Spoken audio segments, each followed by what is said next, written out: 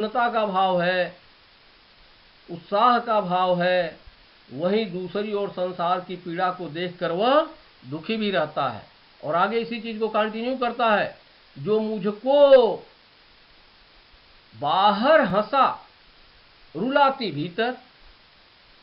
बाहर से वह हंसता है लेकिन भीतर से रोने के लिए विवश है, बिकॉज ऑफ द पीड़ा ऑफ संसार। तो बाहर से हंसने और भीतर से रोने के लिए विवश क्यों है? संसार की पीड़ा को देखकर वह भीतर ही भीतर दुखी होता है, लेकिन वह बाहर से हंसने के लिए विवश इसलिए है क्योंकि वह बाहर से हंसेगा नहीं तो संसार में मौज मस्ती और आनंद कैसे लुटा पाएगा। उसका काम है, मुख्य काम क्या है? संसार की पीड़ा को दूर करने के लिए संसार में मौज मस्ती एवं आनंद लुटाना। ये कवि की विशेषता होती है कि कवि संसार की पीड़ाओं को देखकर दुखी होता है, संसार की उस पीड़ा को दूर करने के लिए वह संसार में मौज मस्ती एवं आनंद लुटाना चाहता है। तो यहाँ दो विरोधाभासी स्थितियां बेटा। मैं जला हृदय में अग्निदाह करता हूँ, सुख दुख दोनों में मस्त रहा करता हूँ। एक तरफ कवि के हृदय में संसार की पीड़ा कष्ट है, तो दूसरी ओर वह सुख दुख दोनों परिस्थितियों में मस्त रहता है, क्योंकि अगर पीड़ा से वह विचलित हो जाएगा तो फिर संसार में मौज मस्ती और आनंद लुटा नहीं पाएगा। दूसरी बात बताई गई, संसार और उसमें असमानता। समानता क्यों नहीं है, अलग क्यों मानता है? क्योंकि संसार चुनौतियों से बचने के लिए तरह तरह के साधन जुटाता है और कब उन चुनौतियों में भी रस एवं आनंद लेता है। फिर बताया उसने दो विरोधाभासी परिस्थितियां, यौवन में उन्माद और उन्मादों में अवसाद। ये दो विरोधाभासी परिस्थितियां हैं। कोई बताना चाहता है कि उसके अंदर जवानी का जोश है, लेकिन उस जोश में भी अवसाद है। संसार की पीड़ा भीतर ही भीतर उसे दुखी करती रहती है, लेकिन बाहर से वो हंसने के लिए मजबूर रहता है। क्यों? क्योंकि वह संसार में मौज मस्ती एवं आनंद लुटाता है। आगे देखिए, मैं हाय किसी की याद लिए फिरता हूँ। मैं हाय किसी की याद लिए फिरता हूँ। कवि के साथ किसकी याद है? पहले भी बताया गया था, प्रिय की मधुर स्मृतियाँ हैं। वहाँ मैं बताना भूल गया था बेटा कि मैं जग जीवन का भार लिए फिरता हूँ, फिर भी प्यार लिए फिरता हूँ।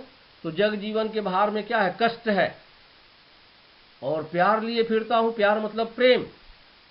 यहाँ भी कहता है तमाम कष्ट हैं, तमाम संसार की पीड़ा है, लेकिन उसमें भी वह कहता है कि मैं हाय किसी की याद लिए फिरता हूँ। सीधा अर्थ क्या हुआ? कष्टों में भी कवि प्रेम को जीवित रखता है। कष्टों में भी कवि प्रेम को जीवित रखता है, यह उसकी सबसे बड़ी विशेषता है। इतने कष्ट आप देख रहे हैं, लेकिन उसमें भी वह किसी की याद लिए फिरता है। उसके प्राण बीड़ा के तारों को कोई झंकृत करता रहता है। तो वहाँ भी और यहाँ भी यह बात लागू हो सकती है कि कष्टों में भी कवि प्रेम को जीवित रखता है। संसार के कष्टों से वह विचलित नहीं होता है, उन कष्टों को दूर करने के लिए मौज मस्ती एवं आनंद लुटाता है। कष्टों में भी वह प्रेम को जीवित रखता है। Okay students, now see the question answer. कवि सुख दुख दोनों स्थितियों में कैसे रहता है? तो कवि सुख दुख दोनों स्थितियों में मग्न रहता है। क्यों? क्योंकि दुख में विचलित हो जाने से वह संसार में मौज मस्ती एवं आनंद नहीं लुटा सकता है, संसार की पीड़ा को नहीं दूर कर सकता है। कवि जग को अपने से अलग क्यों मानता है? केवल इस पैराग्राफ के अकॉर्डिंग, क्योंकि पैराग्राफ का क्वेश्चन है। तो कवि जग को अपने से अलग मानता है क्योंकि संसार चुनौतियों से बचने के लिए तरह तरह के साधन जुटाता है, लेकिन कब उन चुनौतियों में भी रस एवं आनंद लेता है। This is the difference. काव्यांश में निहित दो विरोधाभासी परिस्थितियों को स्पष्ट किया जा चुका है। पहली परिस्थिति क्या है? पहली स्थिति क्या है कि मैं जला हृदय में अग्निदाह करता हूँ, सुख दुख दोनों में मस्त रहा करता हूँ। स्पष्ट कर देंगे, कवि ने बताना चाहा है कि वह सुख दुख दोनों परिस्थितियों में मस्त रहता है, दुख उसे विचलित नहीं कर पाते हैं। नेक्स्ट, दूसरा क्या लिखेंगे? यौवन का उन्माद और उन्मादों में अवसाद में विरोधाभास देखा जा सकता है। कवि के अंदर जवानी का जोश है, लेकिन इस जोश में भी अवसाद है। कवि संसार के कष्टों को देखकर भीतर ही भीतर दुखी रहता है। बाहर से हंसना उसकी मजबूरी है, क्योंकि अगर वह बाहर से हंसेगा नहीं तो संसार की पीड़ा दूर करने के लिए संसार में मौज मस्ती और आनंद नहीं लुटा पाएगा। Okay students, all the best.